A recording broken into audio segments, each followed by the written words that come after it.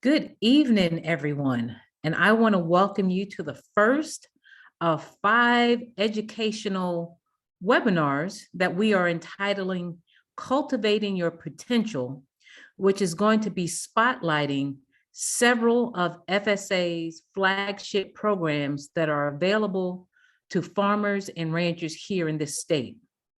I will be serving as your moderator tonight. My name is Joy Moten Thomas, and I serve as the Assistant Extension Administrator for Community Development and Outreach here at Fort Valley State University. So I want to welcome you for being an active participant with us tonight. We are very fortunate to have 2 special guests with us today. Representing FSA, we have Mr. Neil Leonard, and we have Ms. Millicent Harrison, who are a part of the FSA team at the Peach County Fort Valley office here in our state of Georgia. Today, we're going to be focusing on 3 programs. We're going to be focusing on understanding farm enrollment. We're going to be talking about farm operating loans, and we will also be talking about farm storage facility loans. We don't want to overwhelm you, but we have 15 programs that we're going to cover this month on every Tuesday at 6 p.m. Just to give you some ground rules, please feel free to address your questions in the chat box, and I will make sure that our presenters have the opportunity to respond to your questions before we conclude this webinar.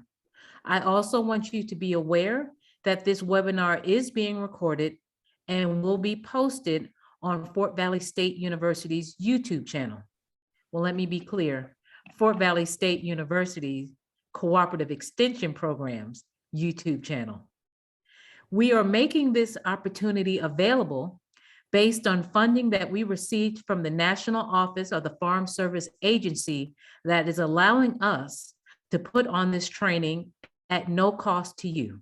So with that being said, I want to welcome you, and I want you to sit back and enjoy the presentations that the Farm Service Agency has in store for you today. With that being said, I'm going to turn the podium over to Mr. Neil Leonard and allow him to start us off with the Farm Enrollment Program. Thank you, everybody. Mr. Leonard. Hello, everyone, and good evening. My name is Neil Leonard. I'm the Outreach Coordinator for the Georgia FSA State Office. I do want to bring you greetings from the Georgia FSA State Office, where our State Executive Director is Arthur Tripp. So I bring you greetings from the state office. I will be doing some presentations today about our programs. I also have with me Ms. Millicent Harrison, and she would now at this time, she would be presenting as well, but I will give her this opportunity to introduce herself as well. Good evening, everyone. My name is Millicent Harrison. I'm a farm loan officer at the Peach County Service Center. We handle about 25 counties in this area, so I'm happy to present all of our programs, and hopefully you will learn a lot about what FSA has to offer, and we can get you some financing.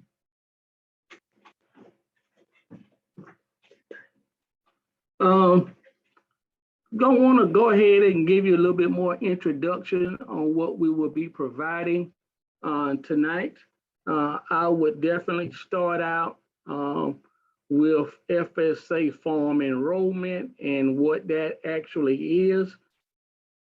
Millicent will come next to speak about operating loans, and then I will finish up talking about farm storage facility loans. So we'll go ahead and get started with our farm enrollment.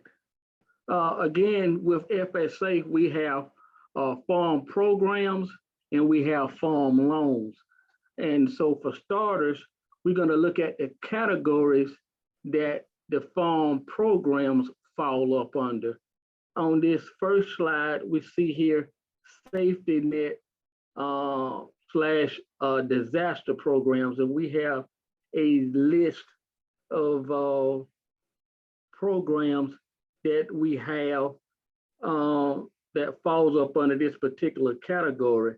And I will say we have a safety net programs and we have disaster type programs. You see the livestock forage programs, see the livestock indemnity programs. And I just want to go ahead and mention first and foremost, these first two. If you have livestock, for the most part with FSA, the programs that we have available for livestock producers are disaster type programs for the most part. Just want to go ahead and mention that if you are a producer out there that have livestock, or if you're considering getting you a livestock operation, whether it's cows, hogs, goats, for the most part with FSA, when it comes to livestock, the programs that we do have are disaster type program. We have the ELAP, we have the tree assistant program, we have the non-insured assistant program, and then we have the wildfire and hurricane indemnity program, which those are actually disaster type programs that are listed. Actually, these particular programs fall up under disaster programs. Other safety net programs, actually we have the ARC and the PLC program. Actually, and I go ahead and mention with the webinars this month, next week program will be ARC PLC, and that's actually a safety net program. And for the most part, you know, with some of our programs like with ARC PLC, actually they try to provide a floor for our producers. And for the most part with this particular program, it's for those row crop producers that we have. We do have the organic certification cost share program that's falling both under the safety net program. I'll talk a little bit more about the organic programs as well, acreage reporting. We do have conservation programs. And for a number of years now, we have had the CRP program. ECP has been around. Matter of fact, CRP and ECP has been around since I began with the agency about 30 years ago. So these programs has been around for a number of years. But conservation is a category that we have where we have programs that falls up under this particular category. The EFRP, Emergency Forestry Restoration Program, that's been around a while. Haven't been around as long as CRP and ECP, but it falls up under our conservation programs. Price support programs that's listed here, for the most part, these programs have been around a number of years. And so with these particular programs falls up under price support. So again, let me just mention, we got safety net programs, we got disaster programs, we got conservation programs, and then we got price support programs. And so just giving you those categories, and then within those categories, we have a number of programs that actually fall in these categories. As a matter of fact, you see the last one down there, farm storage facility loan. Actually, it's part of our loan program, but it falls up under the farm program side, under the price support programs. So it may sound a little wordy. The farm store facility loan is a loan, but it falls up under farm programs. And then the category, it falls up on the price support. So just giving you, again, a little definition of our programs. the pandemic assistance program. This is an organic program that we had that is fairly new, the Organic Transitional Education and Certification Program. With the pandemic assistance, what I'm gonna go ahead and mention here, Joy, is that one of the things you have to be mindful of with FSA, traditionally, in time past, all of our programs that we had, the funding or the appropriations came up under the Farm Bill, and all of the programs that we administered was up under the Farm Bill. But here in recent years with disaster, with COVID-19, there have been other appropriations that have been approved. There have been other monies that have been approved. And when that funding was approved, then there came about new programs. So you have the Farm Bill appropriations, you have funding for the Farm Bill and its programs, you got funding for the pandemic assistance. And so producers have to be very sharp and mindful, even to know where the funding come from, and based on those fundings, will determine what programs. I do want to go ahead and mention it at this time, be mindful of farmers.gov. That website is a public website for farmers. You can go on there and learn a lot about the programs and the appropriations in which those programs are funded up under. The reason why I do want to mention that is because with the Farm Bill appropriations, that's every 4 years. And for the most part, those programs that we saw earlier, those programs will at least exist during the Farm Bill. And right now we under the 2018 Farm Bill. You know those programs will exist during that time. However, under the other appropriations, they may decide what's going to be important is the sign-up dates, because those programs may only exist during the sign-up dates, which is key. So with the Farm Bill, we know the Farm Bill exists for 4 years, but there are other programs and other appropriations which funding was approved, and then programs have come out from those appropriations. So just be mindful. Again, just go up under the farmers.gov and you can read a lot more about it. Visiting the FSA County office. FSA County office are open and assisting producers by telephone appointments, email, fax, online tools, some in-person appointment determined by location with COVID-19 status. I'm pretty sure everybody is aware now of COVID-19 and how it has affected us being able to assist our farmers here at the county office. I will say, feel free to call the county office and set up an appointment for you to meet with either the farm loan staff or the farm program staff, and they will be able to assist you with your needs. Basic information, contact information, tax identification number, farm operating structure, adjusted gross income to ensure eligibility, direct deposit to enable payment processing. Let me just say this. If you are a new producer who may not have come into the county office, a lot of times with our beginning farmers and ranchers who have not been in the county office, let me just say this. In getting started with,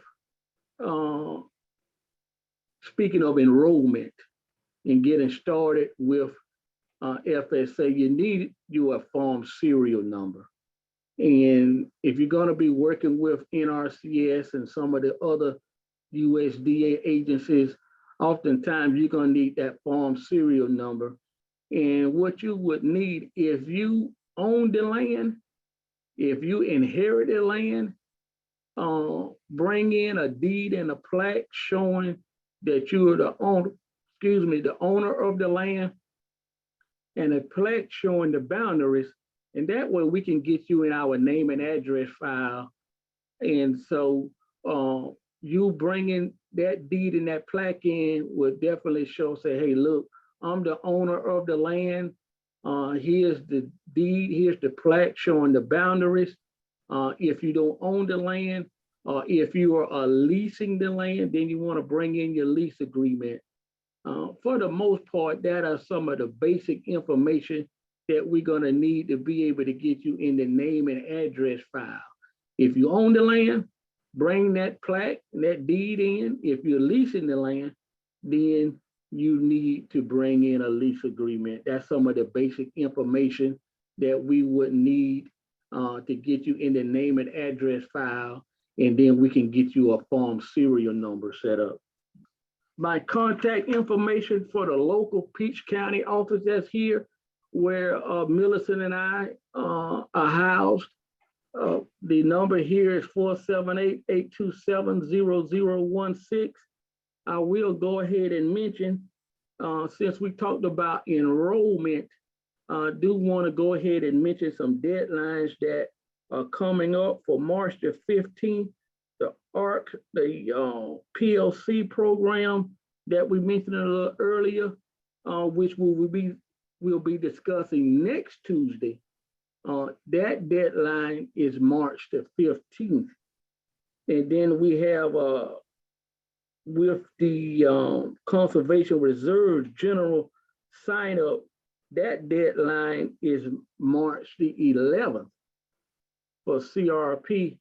And then our deadline, I think, is at Pecans.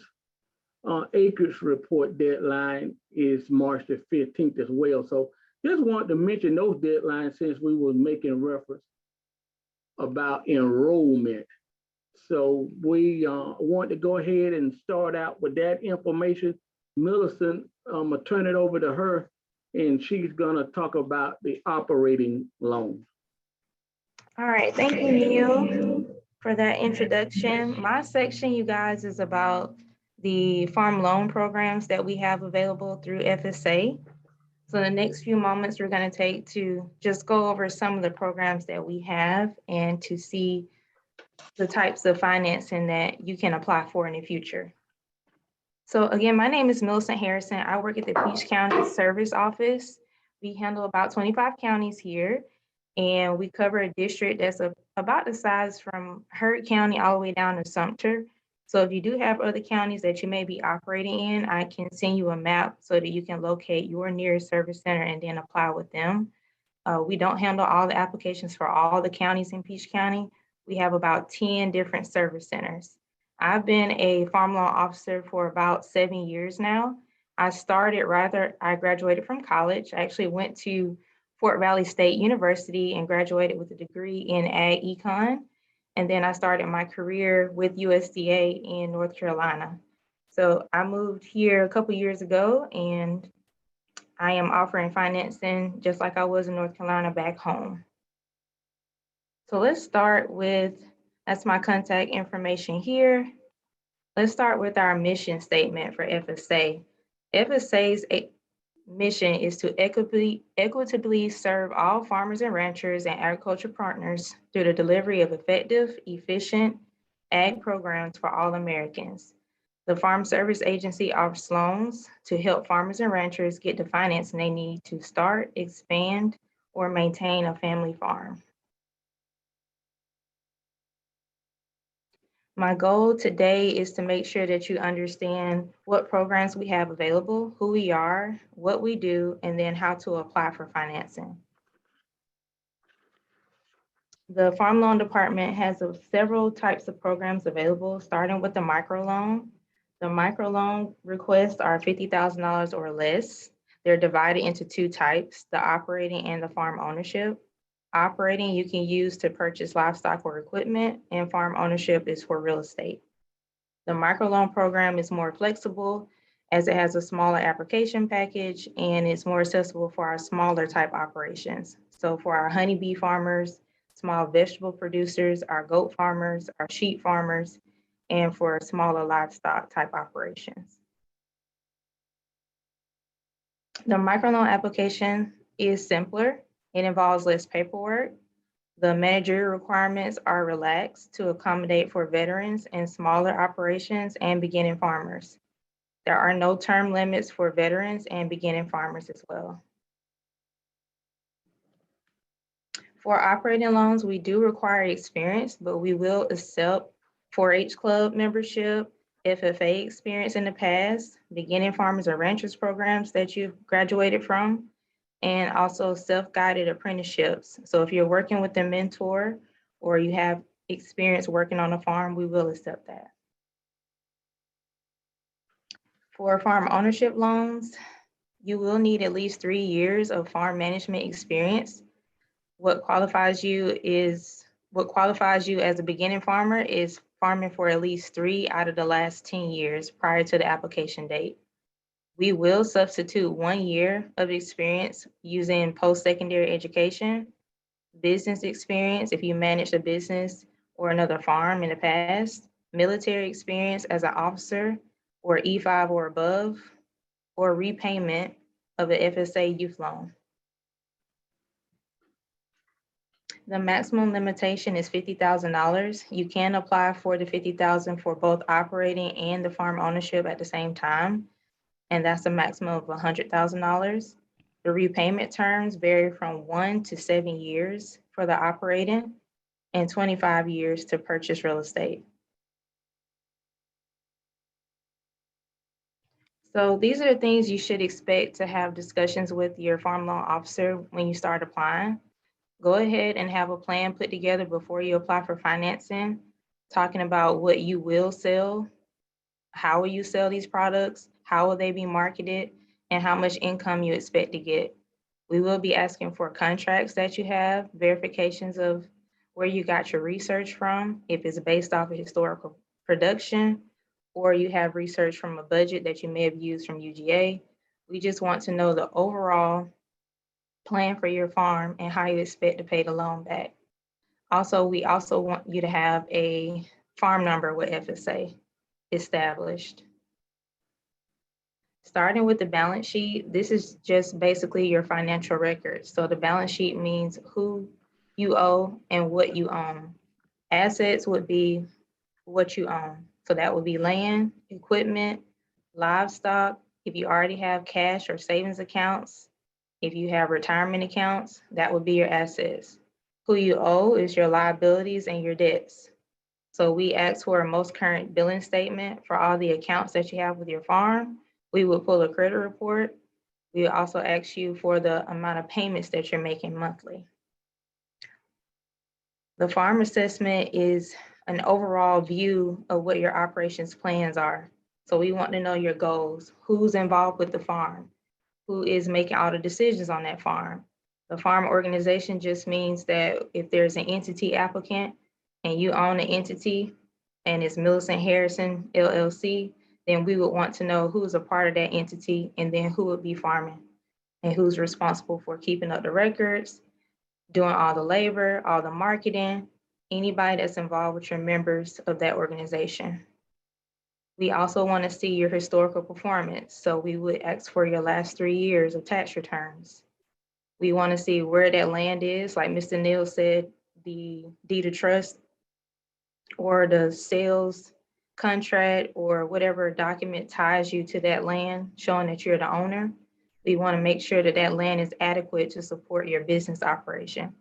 So for instance, if it's livestock and you have cattle, we want to see that you have enough pasture to support your cattle operation. If it's row crop, we want to know that you have enough cleared land to support your operation. These are all just things that we'd be asking for and what to expect when you apply with FSA.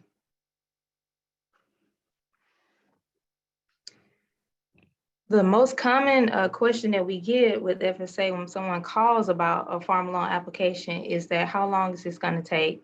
What is our application process like? And what are the documents that we need?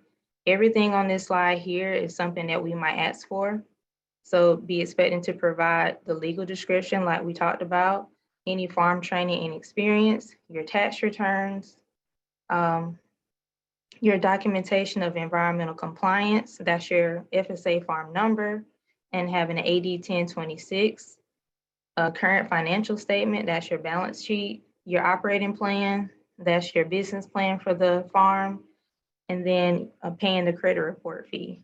All of this information can help guide you and make the loan process simpler for the loan officer and then also for you because you want it to be done timely.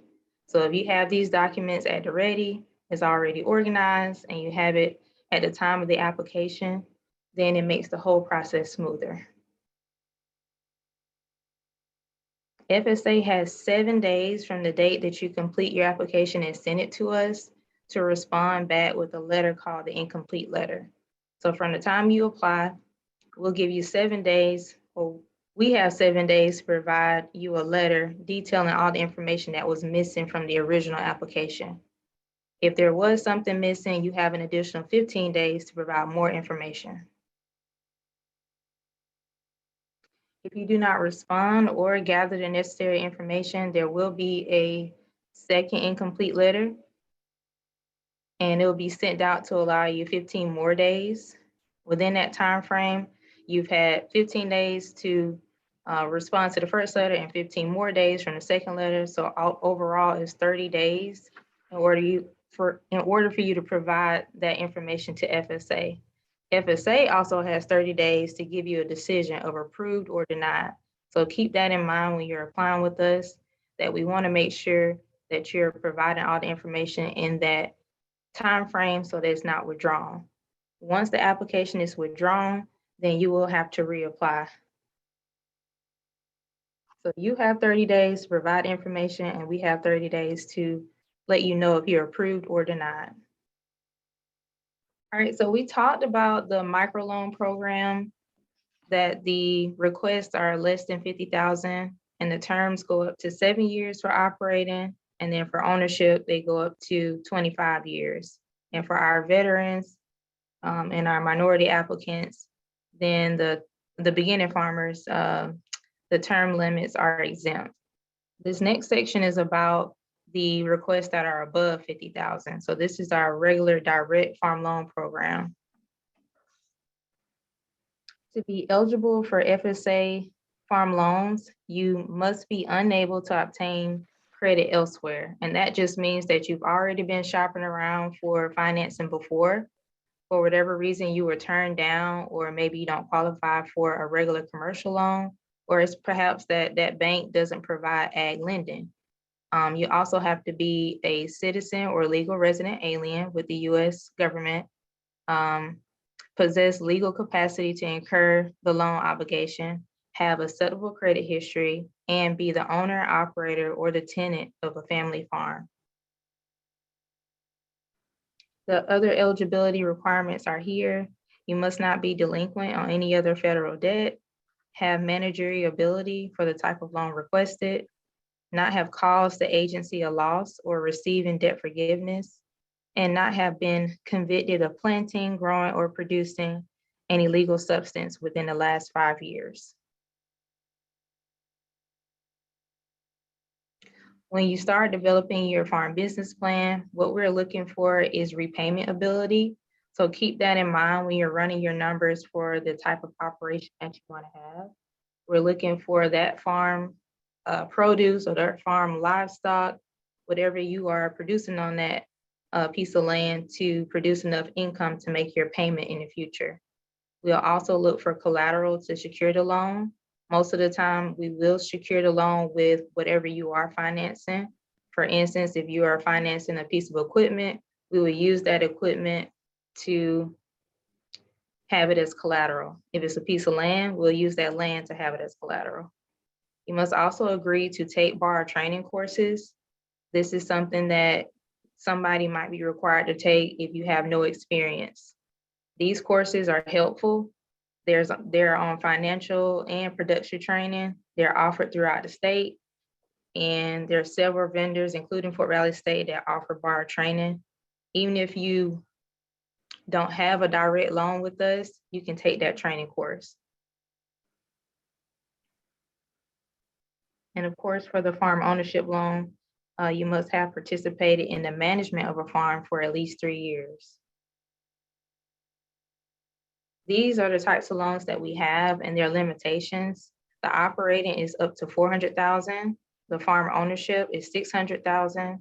The guaranteed loan is $1.825 million. And then the down payment assistance loan cannot exceed $300,150.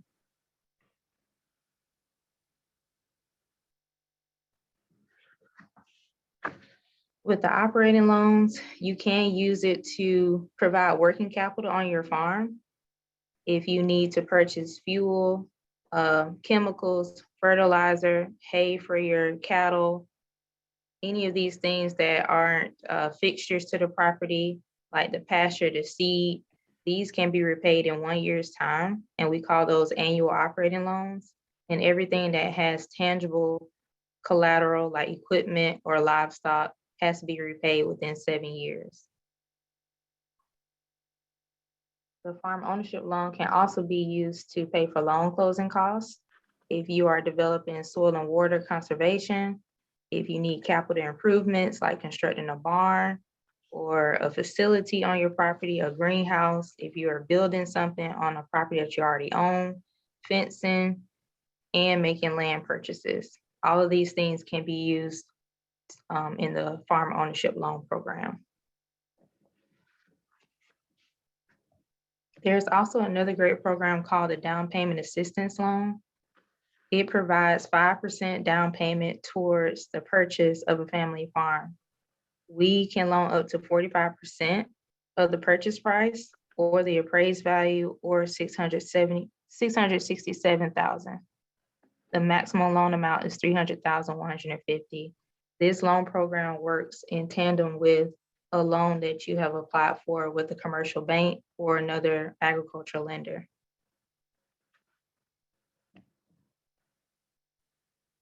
The guaranteed loan program is a little bit different.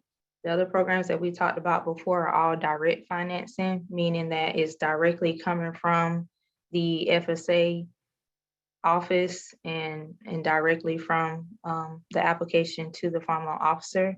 The guaranteed loan program is made and serviced by lenders. So we work with lenders like Farm Credit and other local banks to provide funding to our applicants. To qualify for an FSA guarantee loan, an applicant must meet all the general eligibility requirements and be unable to obtain the loan without the guarantee. The limitation for this program is $1.825 million. The financing is coming directly from the bank, so they don't have the same requirements as we do when you're applying to purchase real estate. I recommend to people that don't have 3 years experience managing their own farm to apply for the guaranteed loan, because there is a way to bypass that requirement using Farm Credit or a local bank that's participating in the guaranteed program. These are our interest rates for the 3 different loan types that we have. They change every first of the month, but once you get approved for the loan, it's fixed throughout the term of your loan. These are common misconceptions that I wanted to list on the slide so that everybody could understand the things that we hear at the FSA office from the phone or we're at outreach events. The things on here, I will debunk these theories by giving you the truth.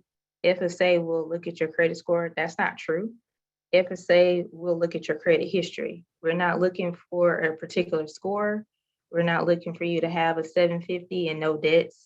What we're looking for in your credit report is that you have good repayment ability. You paid all your other creditors on time. You don't have any delinquencies or judgments against you, and you'd be more than likely to repay FSA back in the future. You do not have to have a turn down letter. That's something from our old regulation years and years ago.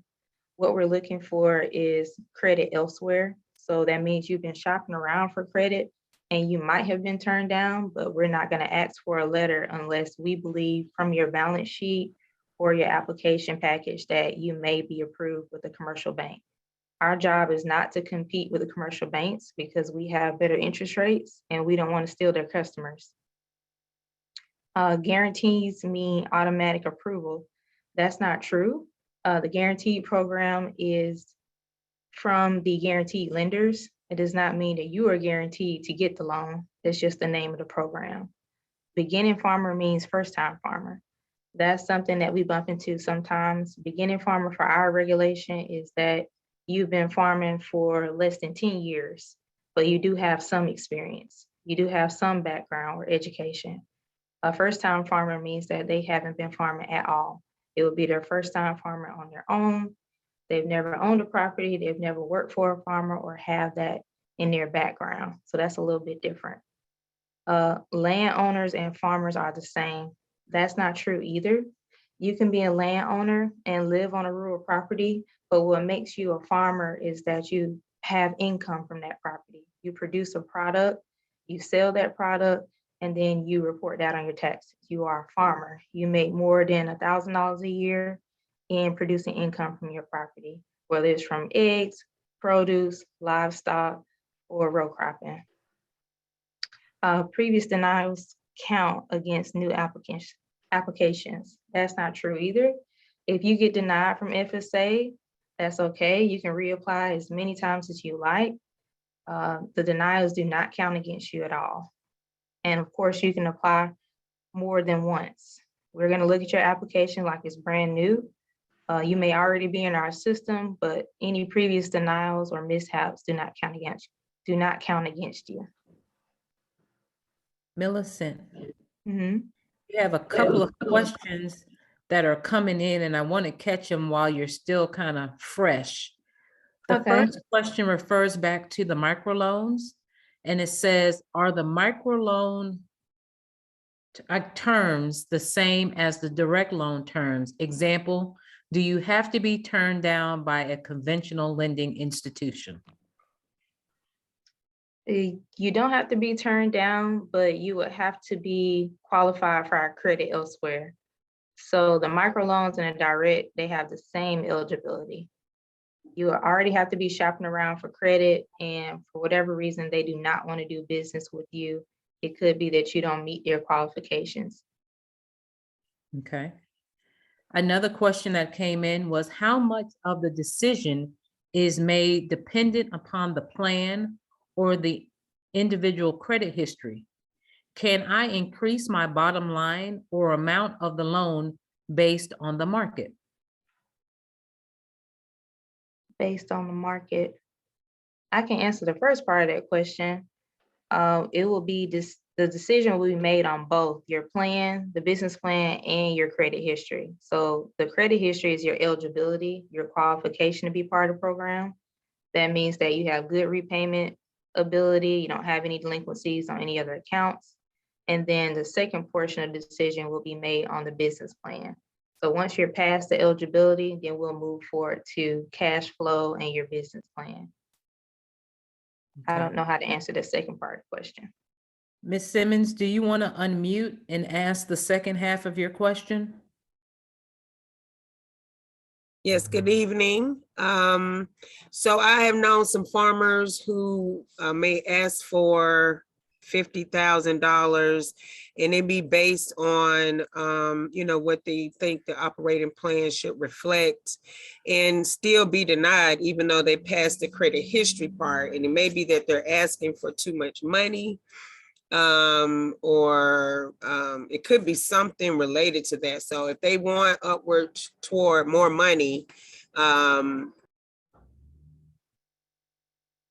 is that possible, that decision? So if I wanted $150,000, what part of that is based on my credit history or, just my plan? Because my plan might be based on the market, what I got from, UGA, the extension, budget reports, and I think I'm gonna make $100,000. And, I may even be able to show some proof of, some connections of people gonna purchase, but still, getting denied for, whatever reason. So just as far as how much money we can ask for, is that based on more of our credit? Because if I could prove that my plan is gonna do that much, I should be able to get that much. Okay, I think I understand a little bit clearer. You're saying that can you apply for more money based on what your business plan wants to purchase? Is that right? Or Yes. needs to purchase? Okay. The answer is yes, you can apply for $100,000 if you need $100,000 and it's proven by your business plan. If you need that $100,000 to purchase equipment and you put that in your application, then the loan officer will use that as part of their decision making. They will determine the $100,000 on that 7 years term and then put it along with whatever income you're making with your business plan based off what you are producing, what you are selling as a farmer. Thank you, Millicent. There's also one other question. So even if a farmer meets all qualification and has good repayment history, is getting approved final decision up to just the loan officer? Yes, to answer that question, yes. We like to work in tandem with the person that is applying, but we are using the knowledge of the loan officer along with any marketing ability of that product and then what we found from the extension budgets. So you can request the maximum loan amount, but we're going to work with what your business plan says, and then we're going to help you develop a realistic plan for that operation. Thank you, Millicent. You're welcome. Hold on, one more just popped up. Can farmers apply outside of their county?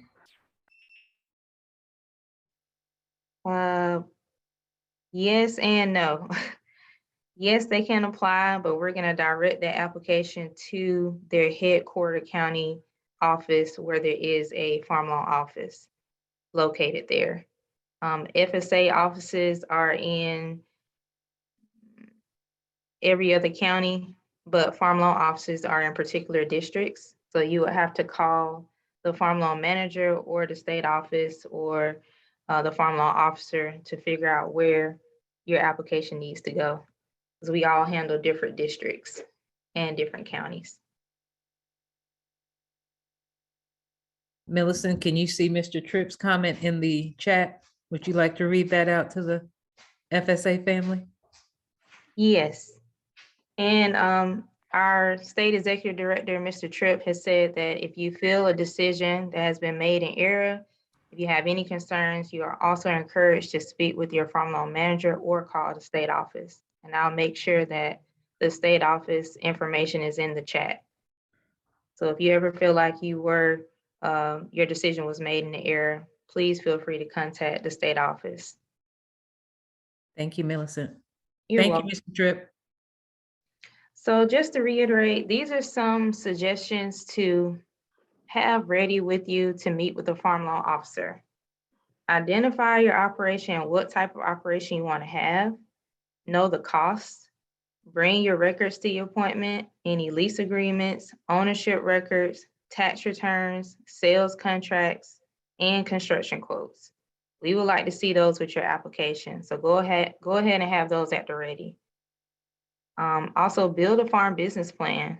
Think about your marketing. Who are you marketing these products to? Where will you market these products?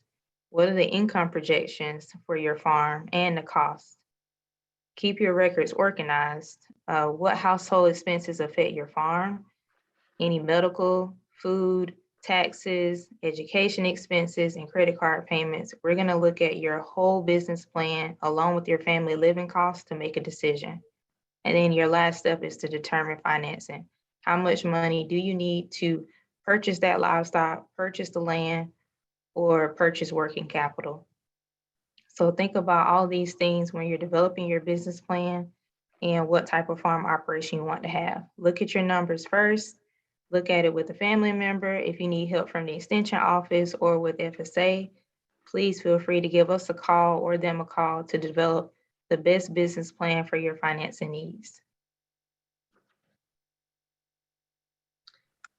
This is a map of all our farm loan offices throughout the state. We have about 10 offices here. I work with Stephanie Jackson. She's my farm loan manager. We have another farm loan officer with us, Richmond Brew, and our program technician is Monique Carpenter. We cover 25 counties in this district, but there are other farm loan offices throughout the state that are willing to help you. Please take a look at this map and the phone numbers that go along with it. If you have a county that's outside of my district, these are the folks you need to contact. These are the managers that are associated with those farm loan officers. Millicent, leave that slide up for just 5 more seconds because there was a question. Who is the current farm loan officer and what district is he located? And Okay. I don't, Ms. Johnson, do you want to unmute and clarify your question? Are you talking about Mr. Tripp or are you talking about Mr. Tyson? Go ahead, Ms. Johnson, if you would like to ask your question out loud. I was just wondering who was the district officer in Georgia, I guess state maybe. State district manager. Okay, our farm loan chief, his name is Robert Tyson, and he works out of the state office in Athens. Oh, Athens. Okay. All right. Thank you. That was it. You're welcome. Thank you, Ms. Johnson. Uh-huh. And Millicent, also on your slide, we cannot see the number for Mike Gibbs in Colquitt County. So, oops. It looks like it's 229-985-6509. I think that's what it is. So hopefully, Benji, that number is 229-985-6509. And then, okay, so yeah, Moultrie, Georgia is Colquitt County. So that is correct. Thank you, Millicent. You're welcome.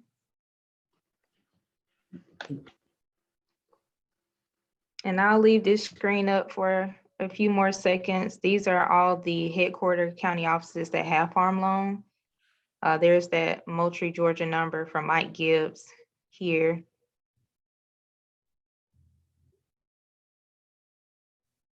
And all the other managers' numbers for the counties they operate.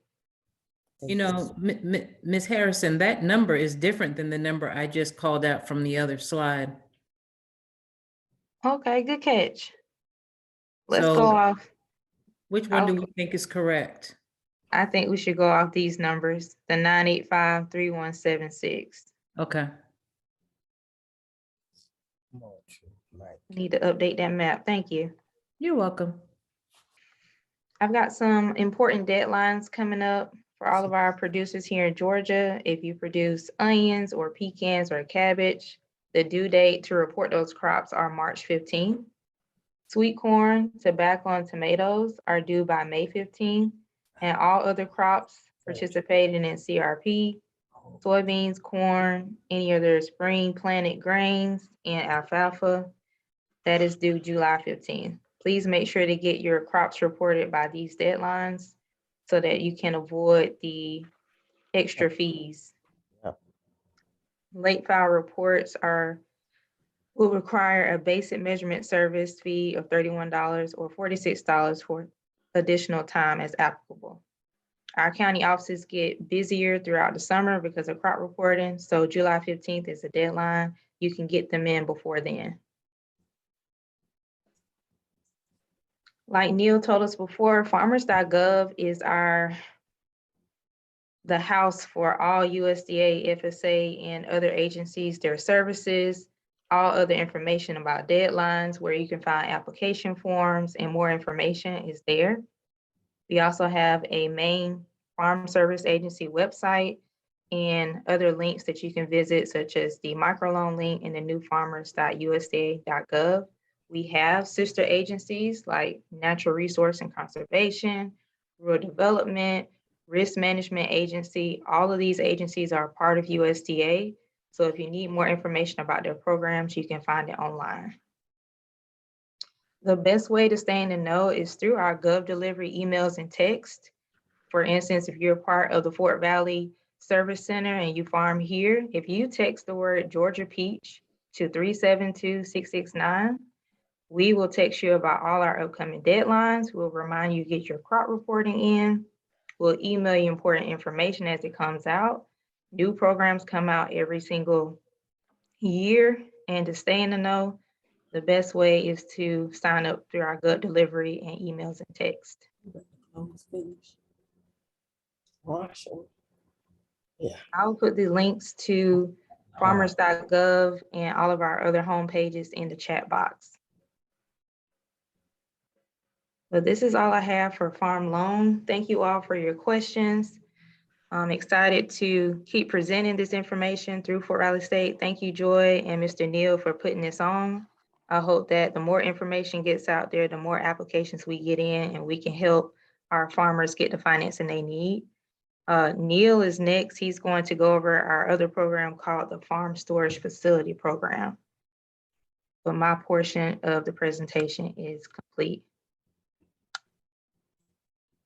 Thank you, Millicent. You're welcome. And while we're waiting for Neil to bring up his screen, I just want to let everyone know that I've dropped a survey link in the chat box. So if you guys will complete that at the conclusion of Mr. Leonard's presentation, I would greatly appreciate it.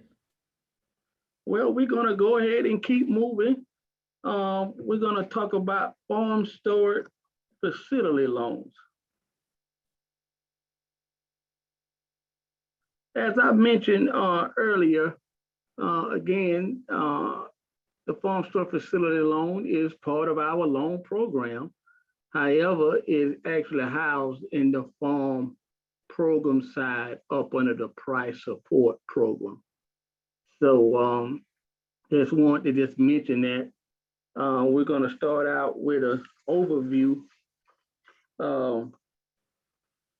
with farm storage facility loan. And I'm using this PowerPoint as a guide, but I'm just hoping that I just be able to talk through and explain what is the farm storage facility loan.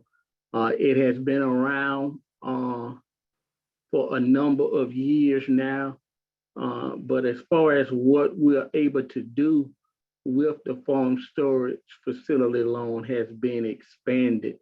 Back when I was in the county office in the 90s, for the most part, we did grain bins, but you know, through the years, farm store facility loan has really expanded, and we'll talk a little bit more about it. Farm store facility loan provide low interest financing for producers to store, handle, and or transport eligible commodities they produce. This includes the following: acquire, construct, or upgrade new or used portable or permanent or fixed on-farm storage and handling facilities, acquire new and used storage and handling trucks, acquire portable or permanently affixed storage and handling equipment. Let me just basically say that with the farm storage facility loan is to help provide a storage need.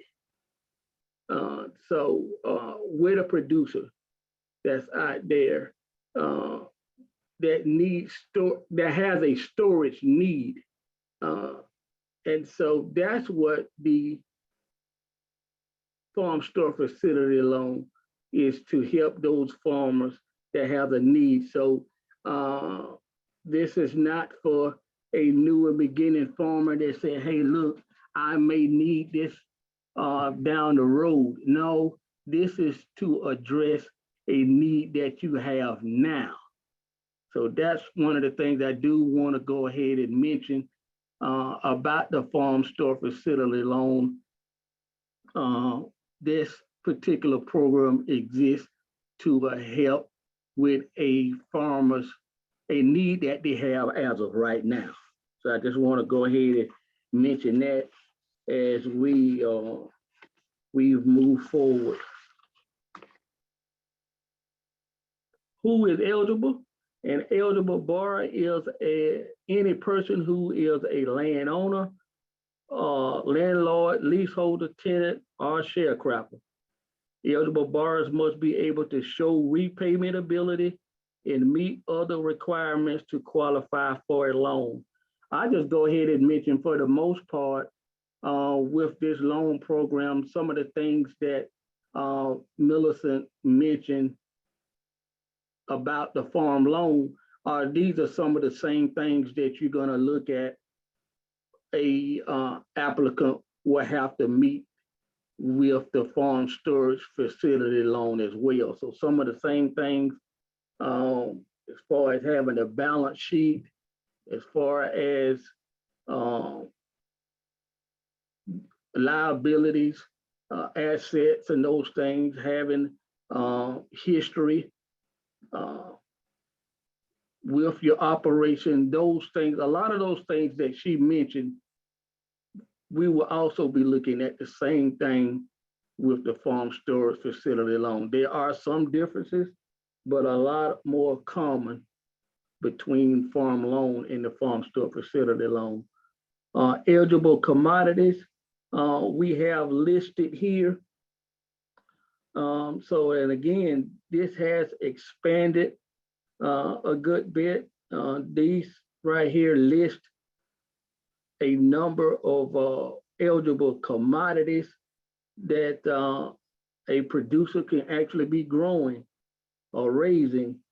So just want to mention that. I do want to get to this particular slide, this eligible facility equipment and updates. And just go ahead and mention, again, with the farm store facility loan, it has expanded a whole lot since its conception. And I talked with Teresa Winter, my district director, and wanted to sort of get a feel for who is applying for what in this particular district when it comes to farm store facility loans. And so one of the things that producers are applying for when it comes to farm store facility loans, again, grain bins is one, and that's always been the case. Even when I was a CED back in the 90s, I had done some grain bins, peanut wagons, cooler trucks, and hay barns.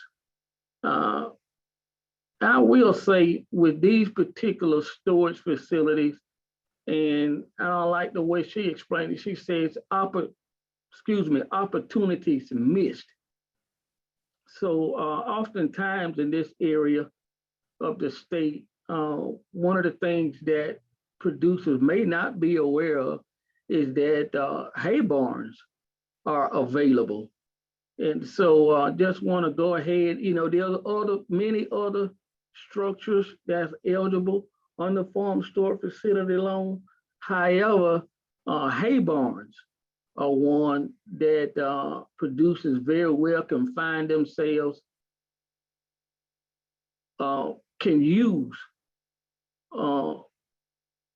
and get through the farm store facility loan. So oftentimes we do have hay producers out there, and oftentimes you just go up and down the highway and you can see farmers out there, that's growing hay, whether they have it for their own livestock or even if they are selling their hay, that they can actually use a hay barn. Oftentimes they may have the hay wrapped, but a hay barn is one of those things that people in this area can find themselves that can be very helpful.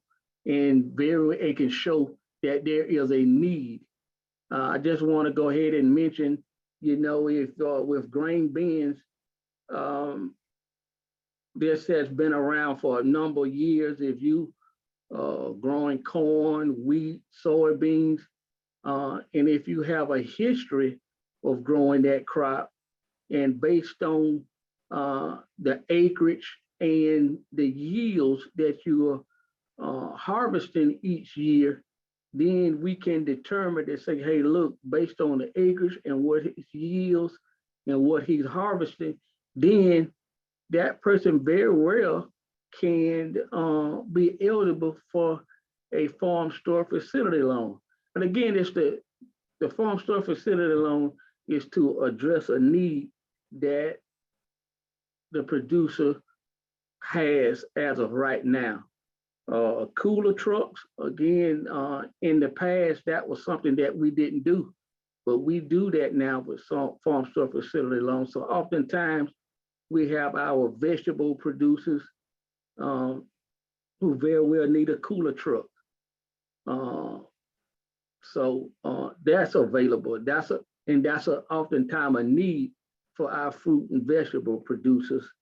So again, storage needs, and then just being mindful that there are some missed opportunities that for some producers out there that we can address a need that they very well may have.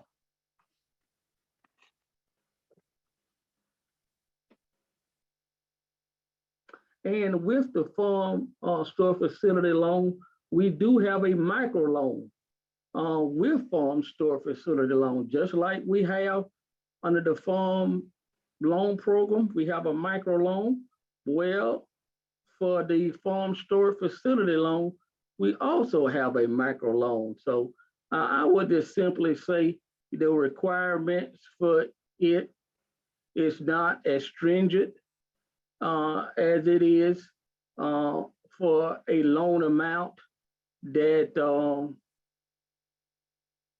that's more than $50,000. So we do have the micro loan, and with that, when it comes to certifying your history, your farming history, that can actually be certified by the producer. So there, and then the security requirement is a little different. It's not as stringent when it comes to the micro loan. So again, we do have a micro loan up under the farm store facility loan as well.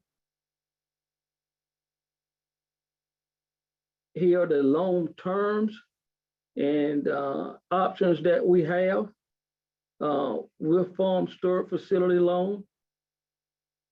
We have farm store facility loan maximum terms 3, 5, 7, 10, and 12 years.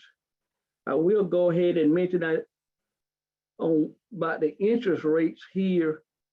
The interest rates, even like with the loans that Ms. Millicent was mentioning, that they change each month, and with the farm store facility loan as well, it changes each month. And actually today, the loan amounts, let me see if I can lay my hands on them.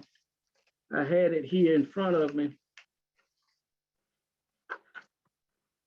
The loan amounts for farm store facility loan, I know the chart that we have here, actually that's a year ago, February 21, but I hadn't had a chance to update that particular slide, but the terms for the farm store facility loan for as of March the 1st, 22, a 3-year loan term is 1.15, a 5-year loan term is 1.75, 7-year loan 1.875, 10-year loan terms 1.875, and the 12-year terms is 2.0.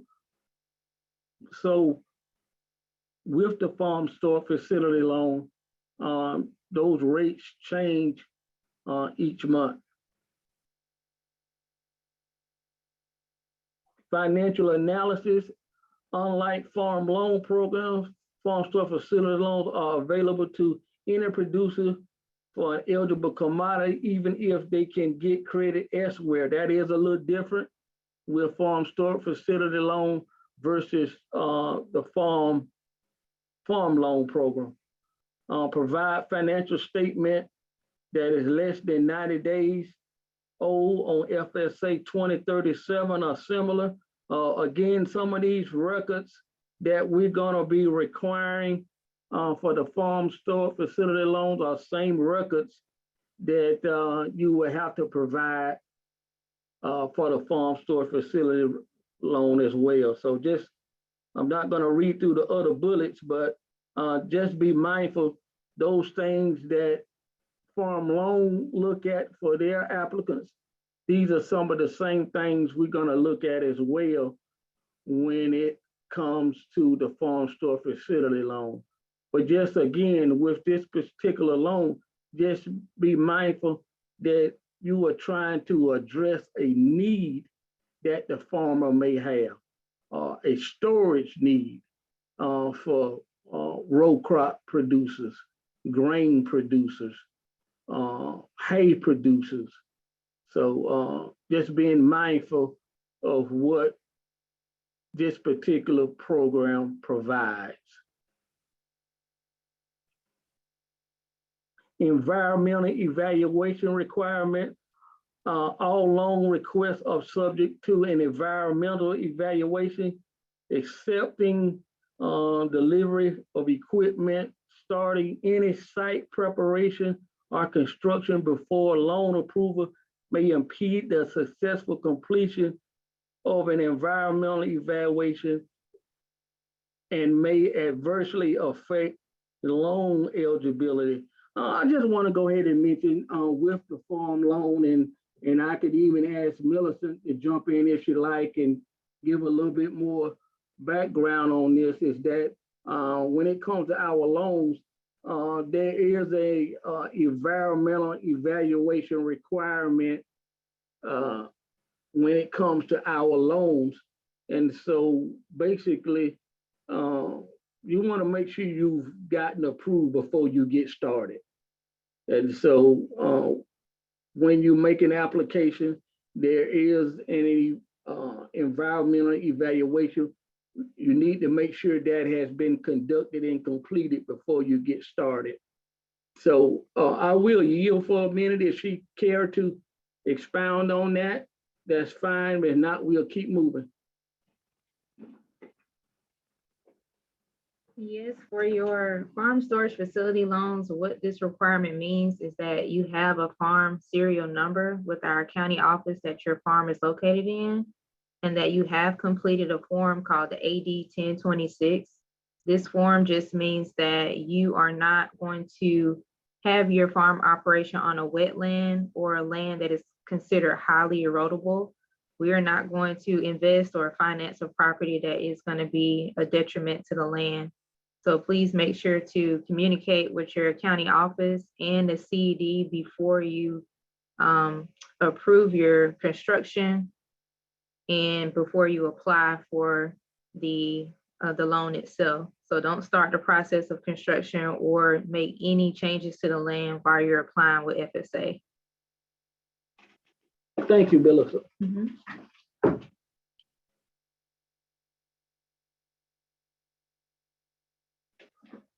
I'll just read through this. Farm storage facility loan additional requirements, provide your credit storage capacity.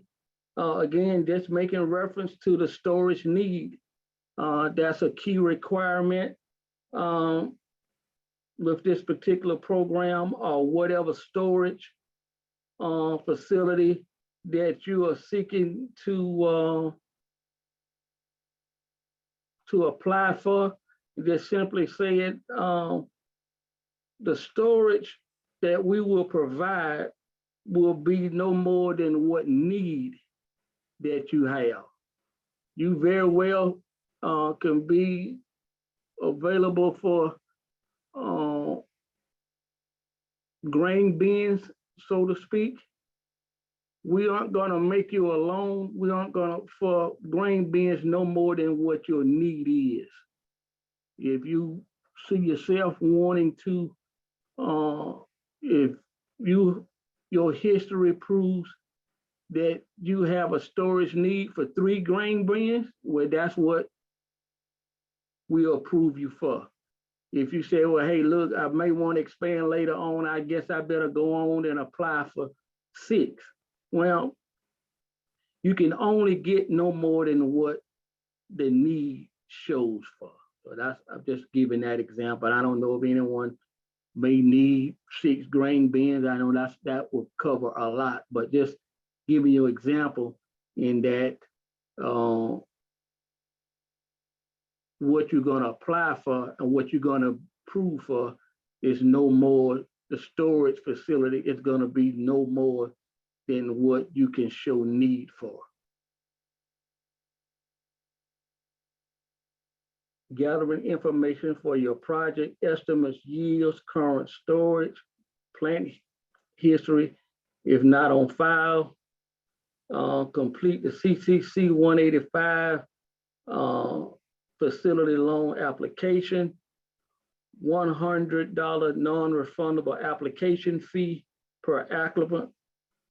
For joint partners in joint venture, $100 each partner.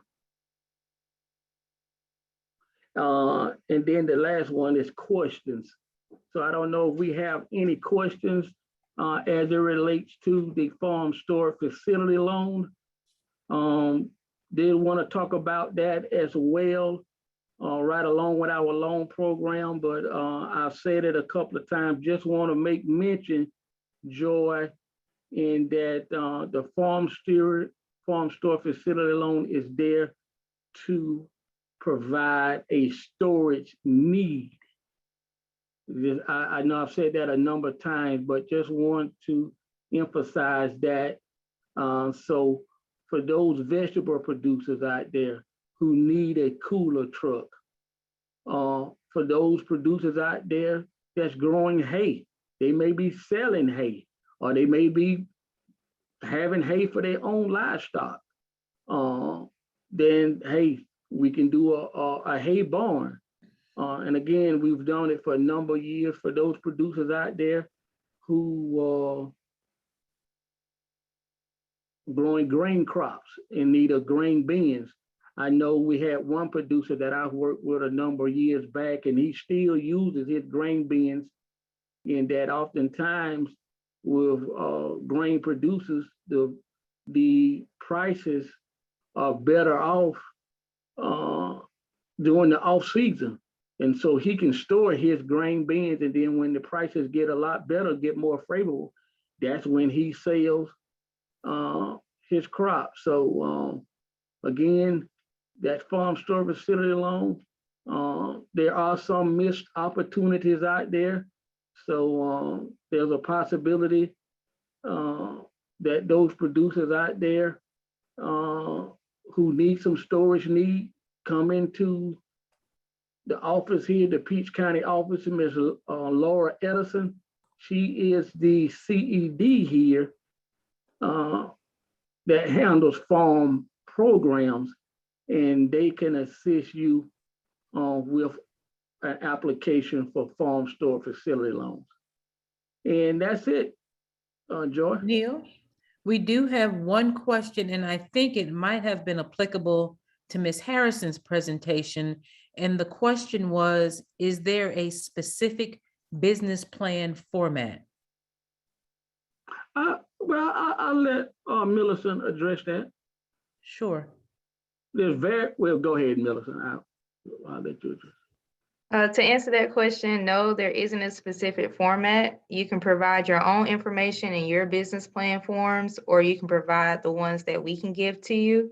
The format is simple. You can include what your income might be, how many acres you're operating on, how many crops you're growing, and what those yields are. Or if you have livestock, we want to know how many head of cattle you expect to sell or keep back. and then your expenses associated with each crop, and then the livestock that you have for your business plan. So as long as the format is easy to read and it's simple and straightforward, then we'll accept it as part of your application. Thank you, Millicent. And Neil, one other question, the tongue-tied, farm storage facility loan program, is that pot of money available all year round, or is there only a certain window that That's year can apply round. for that? Okay, That's year round. Yeah. okay. Let me see if I have any other questions. There's a question. Ms. Johnson, wouldn't the county agent help you with a farm plan? I'm going to take a stab at that question out loud since I do work for Cooperative Extension.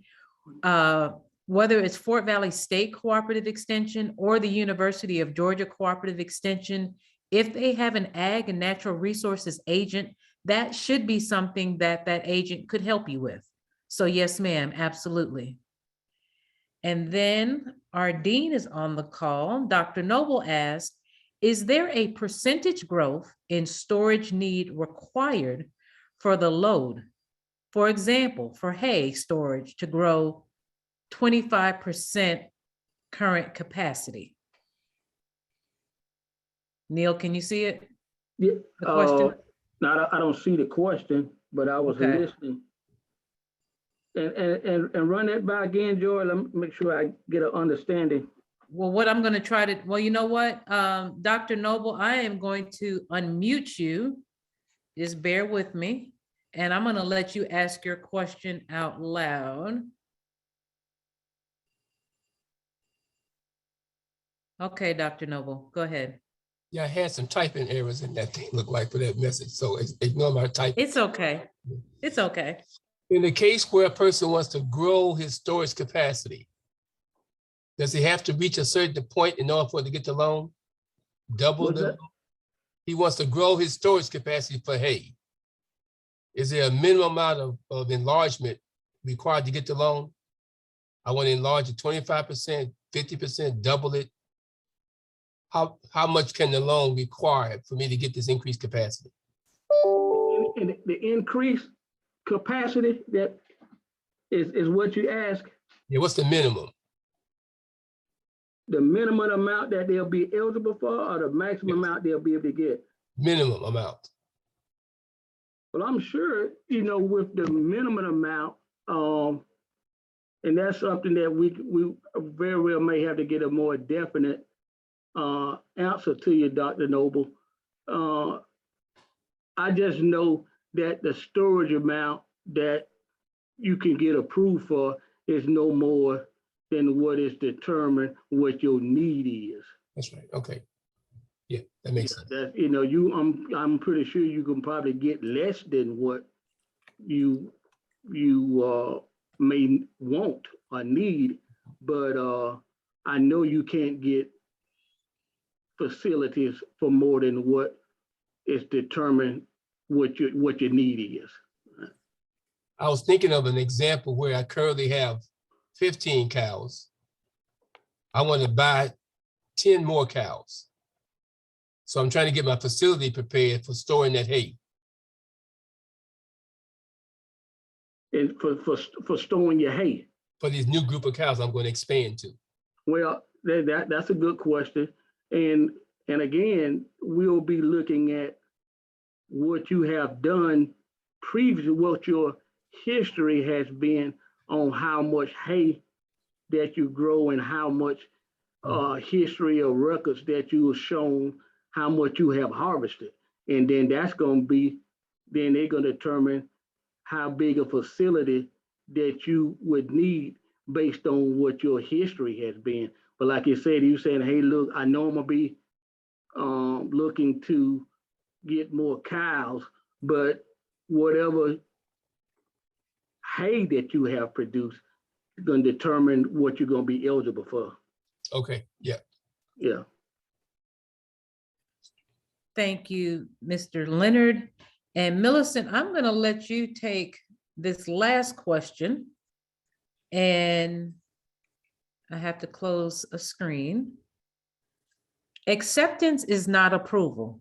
How many times can you send it back, and how long could this process go on? For a farm loan application, or what's that mean, acceptance? Yes, Ms. Simmons says yes.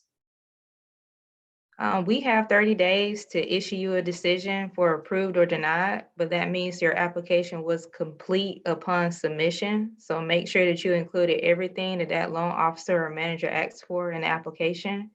And then they have 30 days to get you a decision back. It does vary. So if you are purchasing real estate, we need additional time to get an appraisal done. And since we don't have any state appraisals or appraisers, we have to contract those out, and it takes about 30 more days to get you a decision. But your loan officer and managers would be with you during that process, and then making sure that you know the timeframes. Just when you're shopping around for real estate, or if you have a sales contract for that real estate or equipment, make sure your seller or the person that you're purchasing from knows that you're working with FSA, so that it can allow enough time for us to process your application. Thank you, Ms. Harrison. I'm going back to the question bank. When is the best time during the year to apply for a farm storage facility loan to get approval?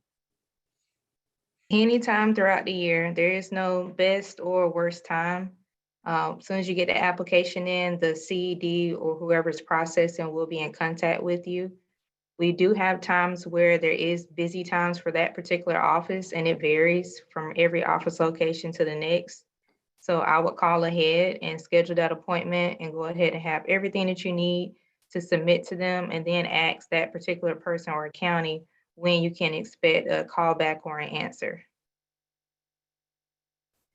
Thank you, Ms. Harrison. I don't see any more questions, but we do have our State Executive Director, Mr. Arthur Tripp, on the webinar with us this evening, and I have just unmuted him to allow him the opportunity to address everyone who's in attendance tonight. Mr. Tripp, go ahead. Well, yes, good evening. Can everyone hear me? Yes, sir, Yes. we can. Yes, yes. Well, it is such a joy and such an honor to be with you, Joy, and our team, Millicent, who's just absolutely wonderful, and Neil. Good evening, everyone. My name is Arthur Tripp, and I'm our State Executive Director of the Farm Service Agency. I'm new to the agency. I received my appointment from President Biden in October. But I can tell you, ever since coming in, we are prioritizing two things: customer service and communication.